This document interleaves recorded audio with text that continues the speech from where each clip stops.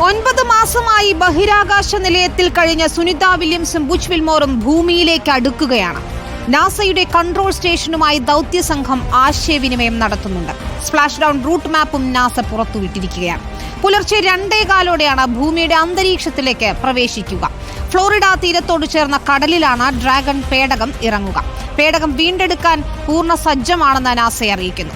നമുക്ക് വിശദമായി തന്നെ ബുച്ച് വിൽമോറും സുനിത വില്യംസും സുരക്ഷിതരായി ഭൂമിയിലെത്തുന്ന നിമിഷം വരെ ഇത് തുടർന്നുകൊണ്ടേയിരിക്കണം. ലൈവ് സംപ്രേഷണം സായ്കുമാറുണ്ട് വിശദാംശങ്ങളുമായി സയൻസ് ഡെസ്കിൽ നിന്നും.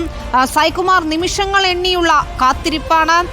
ഇപ്പോൾ നമുക്ക് മനസ്സിലാക്കാൻ കഴിയുന്നത് നാസയുടെ കൺട്രോൾ സ്റ്റേഷനുമായി ആശയവിനിമയം നടത്തുന്നുണ്ട്.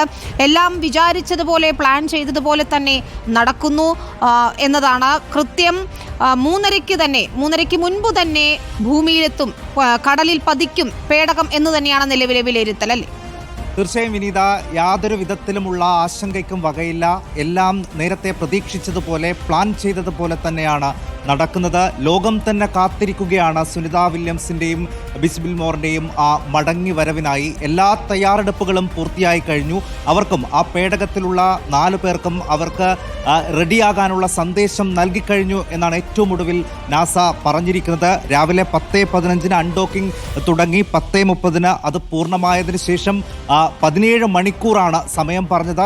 അതിനെ തുടർന്ന് ഇങ്ങോട്ട് ഈ 4 മണിക്കൂർ, ഇതിൻ്റെ ഏറ്റവും ഒടുവിലത്തെ 4 മണിക്കൂറാണ് ഏറ്റവും നിർണായകമായിട്ടുള്ളത്.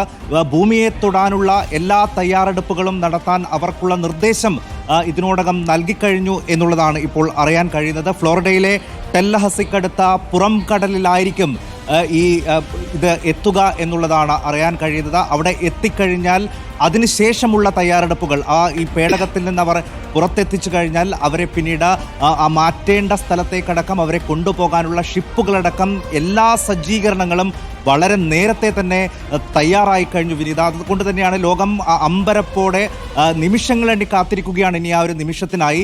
ശാസ്ത്രജ്ഞരെ സംബന്ധിച്ചിടത്തോളം അവർ പറയുന്നത് ഇത് അനായാസമാണ്. ഇതിനോടകം അവർക്ക് വലിയ ആശങ്കകളൊന്നും തന്നെയില്ല. പക്ഷേ ഇന്ത്യക്കാരെ സംബന്ധിച്ചിടത്തോളം ഈ സുനിത വില്യംസ് അടക്കമുള്ള ആളുകൾ അതിലുണ്ട്.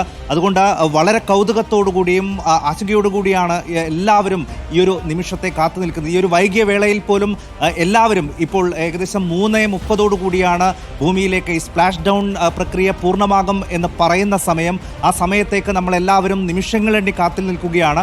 ഇപ്പോൾ എന്തായാലും ഈ സംഘവുമായിട്ടുള്ള ആശയവിനിമയം നാസയിലെ ശാസ്ത്ര സംഘം തുടങ്ങിക്കഴിഞ്ഞു. അവർക്ക് എല്ലാ തരത്തിലുമുള്ള റെഡിയാകാനുള്ള നിർദ്ദേശം നൽകിക്കഴിഞ്ഞു. ഈ 10:30 ശേഷം ഇങ്ങോട്ടേക്ക് പുറപ്പെട്ട ശേഷം അവർക്ക് വിശ്രമിക്കാനുള്ള ഒരു സമയം കൂടിയായിരുന്നു. ഇപ്പോൾ എന്തായാലും ആശയവിനിമയം തുടങ്ങിക്കഴിഞ്ഞു. 10:30 അൺഡോക്കിംഗ് പ്രക്രിയ പൂർത്തിയായത്. രാവിലെ അത് കൃത്യമായി തന്നെ നമ്മൾ പ്രേക്ഷകരിലേക്ക് എത്തിച്ചതാണ്. ഹാച്ചിങ് ക്ലോഷർ 8:30 നടക്കുന്നു. ഡ്രാഗൺ പേടകം നിലയുമായി ബന്ധപ്പെടുത്തുന്ന കവാടമടച്ചു. പിന്നീട്